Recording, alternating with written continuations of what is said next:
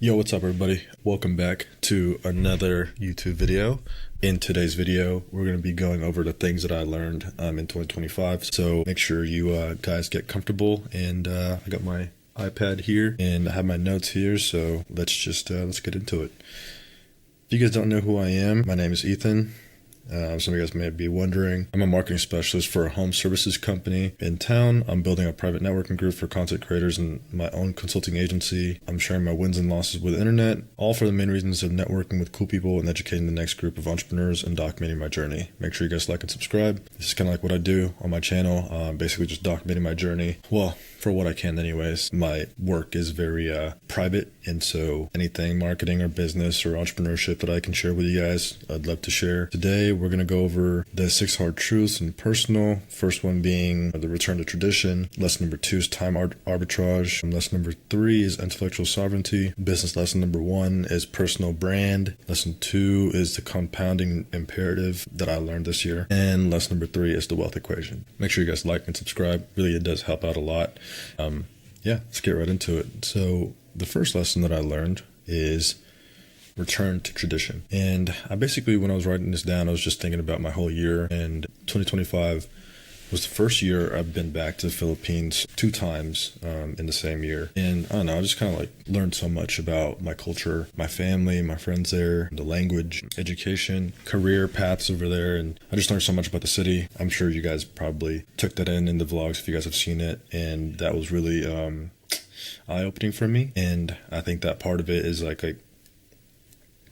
me realizing that like my career is pretty set in stone for what I do, which is like marketing. But with marketing, I am trying to start my own businesses and everything. So working on like altogether, I'm working on 4 brands currently, 2 being like my full-time job. 1 is kind of like my YouTube channel / my personal brand. And what I could do with that, with digital products I want to build around my personal brand to help out people who are wanting to be better at marketing and also in business. So that's coming out soon. And then the last project that I'm working on is kind of a bit of a secret, but I do want to talk about it eventually. Probably not in this video. Definitely not extensively in this video. I will mention it in this video, but probably in one of the next episodes, I'll probably talk about it more extensively, which I'm super excited about. But yeah, so my work and my career revolving marketing already has a pretty high variance in terms of what the inputs are into it. And to some extent, there is a fixed output, which is like financially, but to another extent, there's also really, really high variance as to what I could make and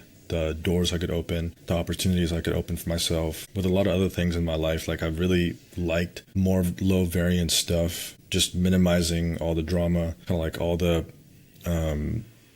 things that take up mental energy in my mind with my personal life.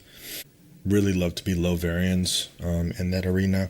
For example, like the things I wear, like I've really let go of a lot of my more branded outfits. Some of my clothes, I try to be as basic as possible now so that it takes up less room in my head as to like what I'm going to wear. Alongside that, like I kind of just have my routine of like the things I eat. My grocery shopping list is a routine that stays pretty much the same like every week, depending on the season that I'm in, whether I'm bulking or whether I'm cutting. Right now I'm currently bulking, so that's probably why you see a little bit of like fat around my face, but basically it's all about the same.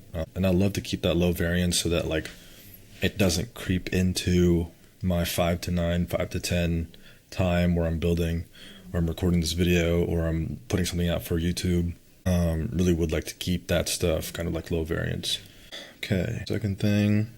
So viewing tradition not as a constraint, but as the framework that keeps you sane. So again, this is like me getting back into my routines. Like my best routine, like if I had like a whole week to myself, it's obviously going to like waking up early, around 5:30ish. Get to the gym at like 6. From 6 to 7:30, I work out, hit the sauna for like 10 minutes, 15 minutes. Get ready for work, get to work, and come home for lunch at 12. Check on emails for what I can, eat lunch, go back to work 1 to 5. Come home, make myself dinner, and then work from anywhere from 5:30 to 9:30, 10 o'clock.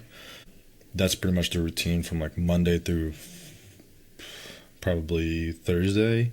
So basically, 9 to 9 every day. And then like when it's the winter time and fall winter time, I basically creep into Fridays and Saturdays as well.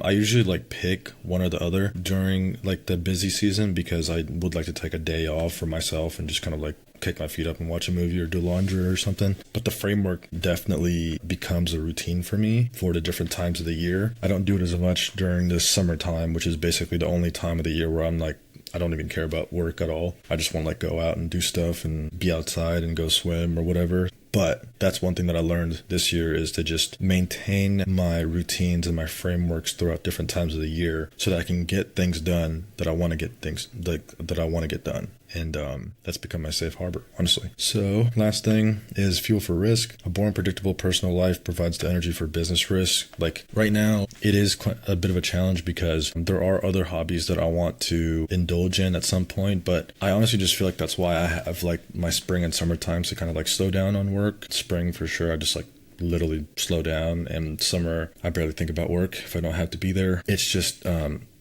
non-essential thing for me. And I built my year like that so that I can get a lot of front load work done essentially from like January to March, April.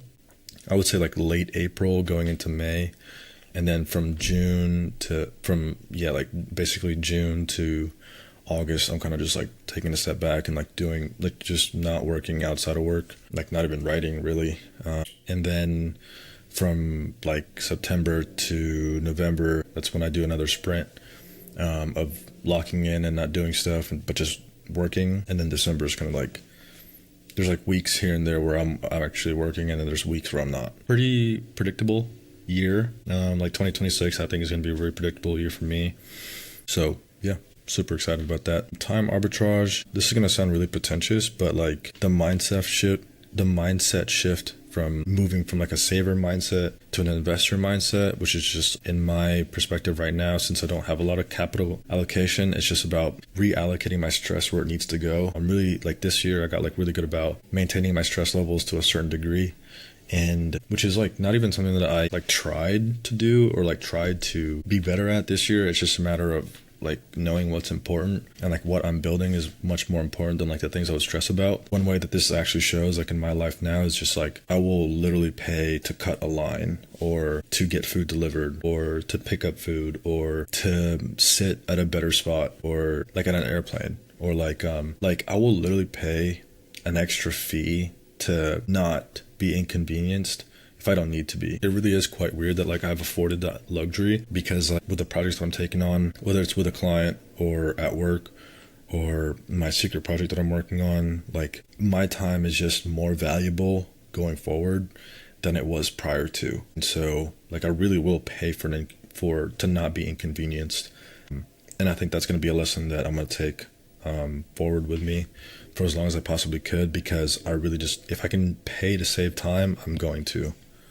This is another thing too, ROI piece, spending money to save time as an immediate return on investment. I just kind of touched on that. Yeah, time is, if I need to be on Monday through Thursday from 9 to 9 or 8 to 9:30, like I need to, whatever I can do to enhance my routine, make it faster, make it smoother, like I'll pay for it. Because like even my sleep, my diet, my workouts, like if it can be something that I can pay for to not be inconvenienced, I will literally pay it. Last thing, opportunity cost. So saving pennies often costs dollars and lost focus. I just remember this like in the Philippines, like there were just so many things that like you could pay for, like for example, travel in between, like vans, bikes, stuff like that. Whatever can get me to my goal the fastest, like I'm just gonna pay for it. If it can, like money to me right now, I'm using it as a tool to get to the next place, to the next level in my career. And, you know, obviously I'm not spending it on like clothes or like dumb stuff like that does not return to myself, and whether it gives me peace or focus or leveraging building time, which is just basically me working on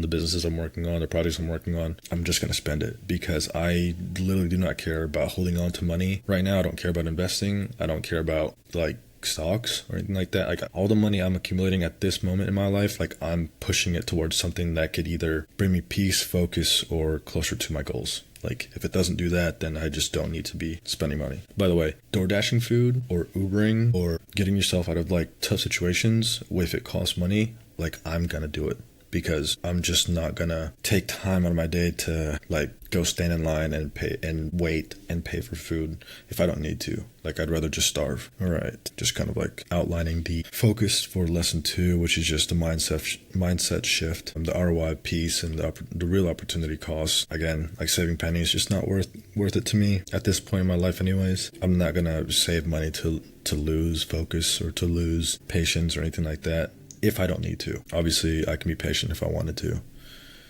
All right, intellectual sovereignty. Okay, so the screen time trap, definitely have worked on that. Actually, funny enough, I just posted on my story like a couple days ago where I moved TikTok and Snapchat on my iPad. That way, because my iPad basically like sits on this like little magnetic stand on my desk. That way, like, I'm not like itching or just have like that knee-jerk reaction to grab my phone and go through Snapchat or TikTok, which through research on my screen time, those were the most like apps that I've ever been on or spend time on. Usually it's like a couple hours a week that I'm like on Snapchat, and then maybe like another 4 hours, 5 hours a week on TikTok, and that just kind of like bothered me. And that's not like my for business. Like, I don't use either of those for business. So Instagram I do use for work, and then also Twitter is just kind of like, or X is just kind of like how I talk to people and meet people online. So yeah, I'm not deleting those. Facebook is just Facebook. I probably should delete that. So I'm trying to minimize my screen time is what I'm trying to say in 2026. All right, another thing too is the input curation. So consuming the same content results in the same ideas as everyone else. I think what I remember from writing this and when I was thinking about this video was just like, I don't want to be the kind of person going into 2026 that has his environment or the time or the weather or the seasons to control like how I think about things. I really want to be able to say to myself that if I need to get something done, I'm on my own time and I will do it on my own time. Like, for example, like waking up to go to the gym. I don't want the cold to stop me. Like, I don't want to wake up and be like, oh, it's cold, and I'm just gonna skip the gym. I don't want to be brainwashed in some way, shape, or form to think in these certain ways that stops me from keeping going. And I think that's so important because TikTok and Snapchat relatively like caters more to like the norm of things, mostly because you're looking at what other people are doing. And there's even some things on TikTok, some trends where it's like POV and insert a very relatable thing that a lot of people do, and you keep getting fed these pieces of content, and then you somehow think that you're just like everybody else, when in reality, when you're trying to build something of the capacity that I'm trying to build, like, you don't want to think like that. It's that simple. And being able to think for myself is kind of like the reason why I'm in this season of my life where I'm not isolating myself, but like just putting more effort into guarding my thought patterns so that I can keep going and keep building when things aren't good. Because like things outside of my work and outside of my personal, like my career in business has not been financially good this past year. And I need to keep going when I can't see results. And the reason why is because you need to build real foundational skills to be able to move forward and actually make money down the road. If you don't have or can't build those foundational skills, which actually comes from your mental first, then it's just going to be cooked. You're just going to keep running the same circles every year. You're going to keep getting on the same hamster wheel every year. And it really all starts up here first. I think a lot of people lose here first before they do anything else. And the reason why I moved away from Snapchat and TikTok and eventually everything else is because I don't want to think like everybody else. That's an important distinction. I don't want to lower my screen time just because I want to lower my screen time. Like, I think that's such a pretentious thing to do. Maybe it's good for you, but if you have no actual reason to, it's not going to stick. Like, you'll get back to the same 7-hour screen time per day in like week 1.5. So I don't want to be that. And the true alpha that I've found is that sovereignty is the ability to think independently from the market and the environment. This is what I was trying to say. Your sovereignty at first does not come from your finances, okay? You buy sovereignty with your finances, yes, I agree. But like at first, you need to be able to remain within yourself, within your own thought patterns, and not listen to what other people say, and not listening to what the environment or the market or whoever else, the fairy tales like out there. Like, it's your sovereignty begins up here first. I actually picked that up from one of the books I read this year, which maybe I should do a book or like a book review of 2025 before going to 2026, because I read like quite a bit. The book isn't over there, but it's stashed away. Sovereignty is what I'm after, and that starts with my mind, that starts with my body, and that ends with finances at the end. Anyways, yep.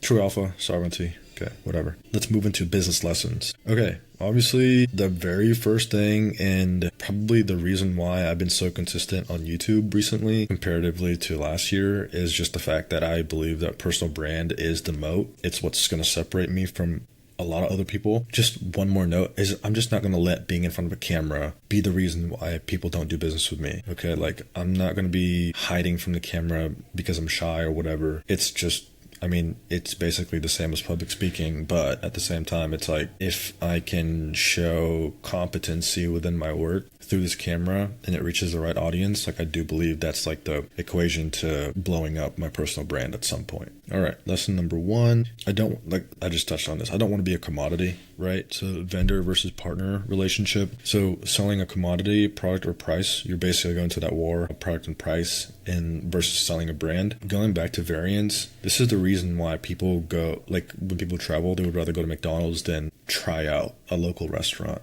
because you know that there's a certain level of variance you can depend on when you go to a brand like McDonald's, besides going to like a local mom and pop shop where there's probably a higher chance that it's going to suck. That's just the truth about brand. And personal brand is the same, right? Like when you position yourself, when you lock yourself up into a niche, you are then becoming a commodity within the product and price war. And you don't want to do that. You want to be selling yourself as a personal brand, and that in turn looks like a partnership in business. And that's what I'm going to keep building from literally this year, which I think I've uploaded like 30 long form videos. And then I can't even tell you the amount of short form videos that I've uploaded this year, probably in the thousands.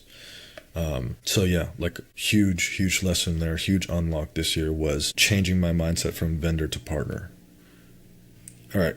Another thing too is that I personally believe that a personal brand is one of the only assets that appreciates without maintenance costs besides time. And that's thanks to rented platforms and owned platforms, right? Like when I say rented platforms, I mean like YouTube, Facebook, TikTok, Instagram, where you can rent their audience, which is just essentially people who follow you. And then owned audiences are basically like your newsletter, your SMS, your communities on WAP, which if you haven't signed up to mine, comment down below. It's going to be the first link. You can sign up. It's a free membership for what I'm building. But I do think it's one of those assets where the more you do it, like how I think about going to the gym, the more you upload, the better you get over time. I just think that it's one of those things that it's just going to be fruitful down the road, the more you do it and the better you get at it. So, and there's really not a lot of assets like that, in my opinion, where there's not a lot of capital up front. Like obviously this year I've been recording on my phone mostly, and I had 2 lights from Amazon. I don't know, that probably cost like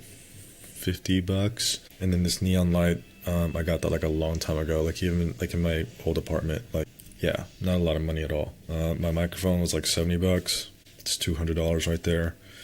And I think it just becomes a part of my routine every week where I make a video, edit a video, upload a video, and I'm going to keep doing that week on week, whether I do vlogs, whether I do sit down videos like this, and just getting my name out there, my personal brand. So yeah, moving on. So I just kind of briefly touched on this transferability. Transferability. Algorithms change and mediums die. We've seen that with Vine. We've seen that with a bunch of other social media platforms. There was one like the live streaming one. I think that one died too. TikTok used to be called something else. Musically, I think is what it's called. But reputation always transfers, okay? Like if everything died today and new social media platforms came back around, you would know who Gary Vee is, you would know who Grant Cardone is, you would know who X, Y, and Z is, okay? And again, just goes from platform to platform. Really important lesson that I learned this year was compounding imperative. I don't want to talk about this in terms of like stocks or like money or anything. Obviously, you should know what that is already. If you're in your late 20s, you don't know what compounding interest is, you're just not going to make it, bro. Like, I'm sorry to tell you. So linear and exponential inputs and outputs. I'm trying to change the way I think about my actions over time. And this goes back into the personal brand. This goes back into how I think about money and my time. I just need things to have more of an exponential growth than a linear growth. And that's the reason why I make the decisions I make. right? Like making these YouTube videos, building digital products, building a newsletter, building things online that my last lesson, once we go through that, you'll see why I do the things I do. The dividend test, reject any one and done work that does not pay dividends in the future. Literally everything that I put my mind and my money to right now, outside of my job, outside of like all the traveling that I've done this year, and outside of anything except food and everything like that, and like anything that I put my money into, my effort into, it needs to be something that can pay dividends down the future. Like my YouTube videos, the only thing that the only thing that makes sense for me right now to offload would be editing, which my little sister has been asking me to do, but like that's not a one and done work. Every time I edit a video and I upload a video, that compounds over time, right? Like I'm just gonna have a full library of my YouTube channel of me going through my business journey, like I'm documenting everything, my travels, and you'll see my face a lot, which hopefully isn't a bad thing for you guys. I'm just kidding. But yeah, any one and done work is just not, like I've even like turned down clients where they've asked me to do one and done work, and I just like, I can't do it, because everything from now on needs to build on top of each other.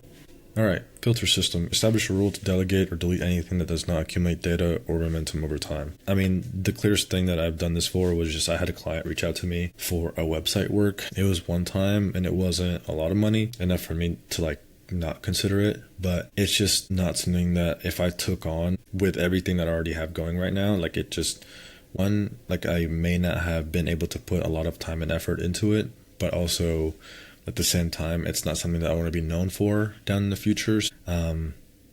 Yeah, like every project that I'm doing now is only consulting or email building or funnel building or not website, but like landing page building, automation work, and then obviously ads. Like within the realm of those four things, I mean, I'm primarily building a consulting business right now, digitally, but the consulting work is based off funnels, emails, ads. So if it doesn't revolve around that, I'm just going to say no. Here's a little graphic. Linear work goes this way. Exponential work goes that way. Cool. All right. So this is, okay, so I'm really excited about this last part. And there's probably going to be a video that I watch every year, which I'm probably going to watch with you guys as I react to it. It's an Alex Hormozi video, basically the wealth equation in it. There's a section in the video where he talks about the different pyramids of execution and leverage within your career. One in particular that I learned this year with the secret project that I'm working on, and also the personal brand business that I'm working on, is that, shit, I did not mean to do that. Okay. The core equation that I'm working out for is media plus tech. I truly think that's where the real money is. And I can explain this actually more heavily if I just remove this. So the roles, media grabs attention at scale, tech captures value without human fulfillment, and then the empire is built by combining those two and creating sovereignty for myself, right? So let me just kind of like translate that as to like how I've learned it this year, which is that media, which is obviously like what I'm doing now on YouTube, on Instagram, on TikTok, delivering in on clear value to someone who's watching my content at scale. Let's just say like my main target audience is like business owners who have a local service business, whether that's like roofing or like HVAC or stuff like, or whatever, you know, and their main problem is that they don't know how to either use AI or automations, or they don't know how to build funnels. There's two problems there, right? They don't know how to tactically do it, which is like the technicalities of, you know, ClickFunnels or go high level or for whatever software that you use, connecting that to Facebook. And then the second part of it is strategy. Like they don't have the right strategy in place, right?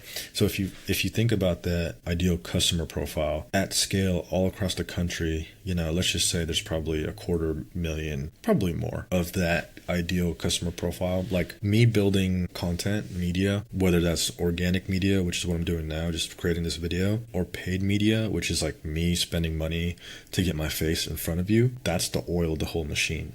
Okay. So, because you can scale that up to exponential amounts, right? Like there's people that I watch that I learn from who are making $1 million a month in profit to $5 million a month in profit, just doing the same thing I've been explaining in this video for what I want to do. And that's definitely not the ceiling. Like there's people who do more numbers than that. The differentiation though is the tech, which is like the engine of the machine, and how it functions, is that the fulfillment is change in this leverage. model, right? The fulfillment is either a software that can be downloaded multiple times, like a book, playbook, or a guide, which is just kind of like a downloadable piece of content. Something consumable, which is like a video or a video series, or just one-to-many coaching process, which is just kind of like an 8-week program. And let's say there's 30 people that you want to take on board. Each seat is probably like, let's just say $5,000, right? So, you pocket whatever that is.